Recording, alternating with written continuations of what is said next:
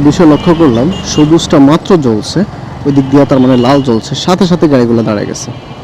একটা সময় ছিল যে সরকারি কর্মকর্তারা যখন গাড়ির ভিতরে থাকতো, ড্রাইভাররা হচ্ছে বড় অফিসার হয়ে যেত, গাড়ি তো কুত্তার মতো দিত টান।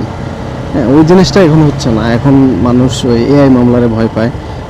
আর যিনি অফিসার তিনিও চান না যে তার রেপুটেশন খারাপ হোক।